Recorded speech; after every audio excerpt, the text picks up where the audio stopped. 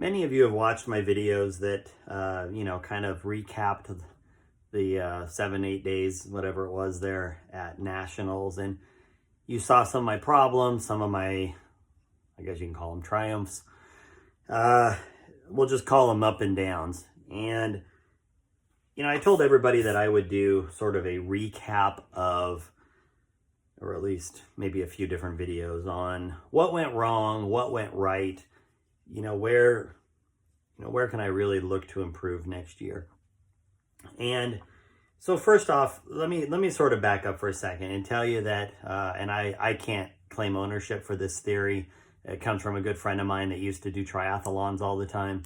And he always told me there are 3 kinds of matches that he prepares for. There are C-level matches, which would be like, my local club match every week and, things like that. There are B-level matches, which would be maybe local, regional, state championships, stuff like that. That's a B-level match. And then there are A-level matches, which there are really only a couple a year. We're looking at Southwest Nationals, F-Class Nationals, the V-Squared Finale. Some of these, truly top-level matches. And there, like I said, there's only 2, 3, maybe 4 of them a year. And so how do you approach the year? How do you approach your reloading? How do you look at all of that? And I'm not going to totally get into all of that, but let me just tell you that I'm going to tell you where I fell short this year on preparing for an A-level match. And for that matter, it would have fallen short on a B-level match too. But so let's talk about F-Class Nationals. Without a doubt, one of the top 2 events that occurs every year for F-Class guys. And, top shooters, there was 179 F-Class guys. I don't have an exact count right now, but out of that, more than half were open guys. And it's not easy. Lots of great shooters, lots of great guns, lots of people prepared. And then, there were plenty of people that weren't ready. There were, in fact, some people who had never shot a match before and felt like F-Class Nationals is where they were gonna, break out their gun and shoot their first match. So you've got a wide range of people at these matches. And I know better than to do a lot of what I did getting ready. I switched a caliber very late in the season. I switched back, October, November, sometime around July. I made a decision to switch calibers. That was stupid. I didn't have a proper number of barrels to play with. I only had 1 new barrel and a couple setback barrels. That was stupid. I tested with 1 kind of bullet and not several kinds of bullets. That was stupid. I tried 1 powder, not several powders. There were a lot of things in that couple months leading up to Nationals that really should have been red flags to me that I'm an idiot. And at the end of the day, and I'm going to kind of show you how I feel about this, and this really sums up how I think you need to approach a match, whether it's a C-level match, a B-level match, or an A-level match. When you think about your gun, your ammo, your gear, everything combined, do you have expectations or do you have confidence? And I'm going to tell you that I talk to a lot of guys, and a lot of people don't understand or they don't see the difference here. In my particular case, I just forgot to think about it. I know the difference. I know better, and I still got blinded. So let's talk about expectation versus confidence. So here's a good way to look at it. And I know you can't necessarily read this, but I expect to shoot an X, or I have confidence I will hit an X. And those are going to sound like the same thing, but let me break it out for you this way. If I have the expectation that I shoot an X, then do I really know it's going to hit an X? Or do I just think that I've done some limited amount of testing that is going to make it where if I make a good wind call, it hits an X? I expect it to hit an X. But do I really know? Have I vetted that barrel out? Have I vetted out that load? Have I tuned out everything I possibly can to turn the expectation into a confidence? Okay, let's look at the next one here. I expect that I won't have an issue. Well, I tested for a month. I shot 1,500 rounds. I did not expect to have an issue, but I did not have the confidence that I would not have an issue because it was one barrel, a couple of setback barrels that really weren't tested. They were more just shot. One kind of powder, one bullet weight. I had expectations that my testing in its limited sessions would lead to good shots. I did not go with confidence. Okay, I expected to shoot a high score. I was shooting great at 100 yards. I was shooting great at 300, and I shot great at 600. Why shouldn't it shoot at 1,000, even if I had done limited testing, instead of saying I have confidence that it will shoot a high score? You know when I had confidence I would shoot a high score? When I borrowed my buddy's gun and took about 3 shots with it. My gun is at the time that I was shooting nationals, my gun is what I would call a B+, maybe an A- gun. This gun was an A+ gun. If you've shot enough and you know what you're feeling for and you know how you shoot and you know the conditions, you can literally tell in a matter of shots whether that gun will give you the confidence to shoot a high score. I will tell you, after I took maybe half a dozen sighters at most, I knew that I was in for a fun ride with that gun. I did not have that same feeling with my expectation gun. Okay. Going into a match, you want wind to be your only issue. Therefore, I expected wind to be my only issue. I was naive in how I approached the match with my quickly put together gun and ammo. I did not have confidence that wind was going to be my only issue. Okay. And let me just I'm going to go through a couple more, and then I'm going to show you on paper here real quick the difference between some of these. So I went into it expecting that 9s would be rare. I did not have confidence that 9s would be rare. Okay. I expected my point of aim to be my point of impact. Why not? In my limited testing, and I will keep emphasizing limited, my point of aim was my point of impact. However, once I was there, I instantly lost my expectation and had no confidence that my point of aim was my point of impact. And really, lastly, what we're looking at here is I expect to fall apart if there's a problem. Okay?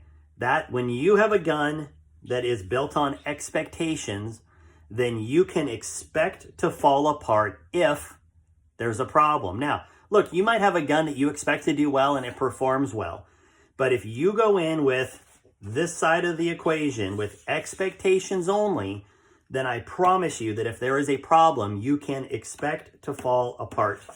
Instead of saying that if I had gone in with a confident load and a confident gun, that I would have confidence I could overcome a problem. So let's talk about a couple things that happened and the difference between shooting my gun and shooting my buddy's gun, and why my gun put me at the bottom of the list and my gun put me at the bottom of the list. My buddy's gun put me with 3 medals. So this is our goal. Center of the X ring, right? Now, when we do load development, we are looking for, and I'm just going to fold up my piece of paper here. So we are looking, and this happens to be a 300-yard target, but you'll get the idea. We are looking for this. We are looking for a gun that shoots this or better, right? So this is a half-minute water line, okay? And when I do my testing, I am looking for, well, I don't even look for half. I look for less, but had I even brought a gun that shot half, I would have been in better shape. I want a gun that will shoot a half-minute water line or better. This is really what we're after, which is a quarter minute, okay? So we want a gun that will shoot this all day long at a match at whatever the specified distance is. If that's 1,000 yards, that's 2.5 minutes. If that's, 400 yards, that's 1 minute. You get the idea. So this is what I had tested for. I had done, I had shot 1,500, 1,800 rounds. I felt like it was shooting good. I did not have another barrel. I did not have time, and I did not have, I really didn't have the ammo or bullets at the time to do any more testing. So I said to myself, I expected to shoot here. I get to the match. I will tell you, within the first 1 or 2 matches, I was shooting something in the range of this kind of a water line. Now you're saying to yourself, well, I can still see the top and bottom of the 10 ring. The 9 ring's all the way out here. That's not so bad. Well, that's true if there is nothing else that is going to have an effect on your elevation, meaning any kinds of updrafts, headwinds, tailwinds, things that you miss. You are also, when you are shooting a 1 minute water line like this, you are now opening up all of these corners, right? So think of this square, and you have all of this area, and you have all of this area, all these corner leakers that we hate, meaning that if I am shooting my 1/4 minute water line and I miss a wind call, look, I can own a wind call. It comes out here, it hits a 9, I missed it. However, if I just barely miss a wind call, it's going to hit out here on the 10. If I don't know where my elevation is, or I'm shooting a 1 minute load, or even a 1/2 minute load, then you start running into this curve. And that curve is where you start losing 9s on iffy wind calls combined with a bad load or a less than perfect load. And the worse this is shooting, the more of these corners of this square you're going to start catching. And that's exactly what happened to me. I lost plenty of up and down 9s, but I lost a ton of these corners right here. And the corners will kill you. If I had had a load that shot tighter, guess what? My iffy wind calls that I missed would have come in. And to be fair, I lost plenty of wind calls up and down that were, or plenty of shots that were up and down, but I had great wind calls on. And those hurt even more. You know, when you're like this and you're shooting vertical and you're getting shots that are 8 or even 9 because the conditions are deteriorating, and you see that they would have been center if you had brought a good gun and a good load, very easy and very quickly way to demoralize yourself. And that's what happened to me. So after a couple of days of that, you know, to be fair, I had zero confidence in myself and I had zero confidence in my gun. You really start losing the ability to tell, is it the gun? Is it me? You know, when it's blowing 15, 20, 25 miles an hour like it was, am I just out of my element for this match? No confidence, only expectations. And as I said, right here at the bottom, if I am building my gun and taking it based on expectations, then I expect to fall apart if there's a problem. And I have to remember that. I did not go knowing that I could overcome problems. So let's talk about my buddy's gun for a minute and what happened there. So my buddy's gun, I'm not lying, was shooting about a 1/4 minute water line. So I was literally shooting a gun that had no more vertical than that. Okay. Took a first couple shots, boom, boom, boom. They're all flying in where I want them to. Now, if I throw a high 9 up here, right? Or a high 10. Okay, maybe I miss a wind call. Maybe there's a little bit of an updraft. Something gets pushed just a little bit. Now I'm a high 10 instead of a high 9, because start small, grow small, right? Start big, grow big. And it is exponential, 100%. If I start with a 1 minute load, I can expect 1.5 to 2 minutes of problem. If I start with a 1/4 minute or a 1/2 minute group, I can expect the growth to be much smaller, maybe a 3/4 to a minute of growth if I have problems or deterioration. And it grows exponentially from there. So my buddy's gun, I instantly had confidence. And here's the difference. If I'm out here and something does go high, I don't make a bad decision. I don't start dialing down on my scope right away. Maybe I don't start holding a little bit low, right? With my gun, maybe I'm out here.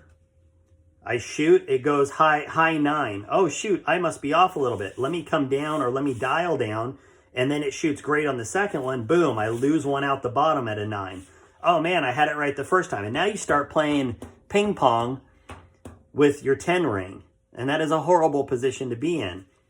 Shooting my buddy's gun, I was here, you know, I had about 5 minutes on my gun in windage, and I was holding anywhere from 1 to 2 lines out here. Well, actually from 1 to 3 lines is about where I was.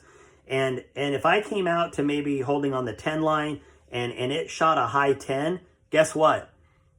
I would take another shot knowing that if it was in fact heating up or causing something that was making the barrel rise or fall, that I would get one more shot to verify without throwing a 9. So when it threw another high shot, maybe it threw another high 10 or barely a high X, guess what? Now I can put a click on the gun, maybe 2 clicks depending on where it's shooting, and I had confidence that my next shot was going to be an X, and that's exactly what happened. With my gun, what was happening is I would hold out here, it would shoot a high 9, maybe I'd click down a little bit, then it would leak out the bottom, I'd click back up, it'd come up top.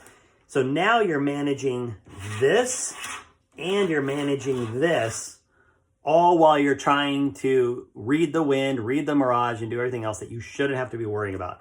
When you go to a match, this is all you should have to worry about. Right there. This little water line. Okay? Make your call. The bullet goes in here.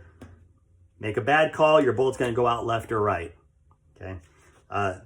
My buddy who I borrowed the gun from, he only lost, I don't remember, a handful of shots for the majority of the week.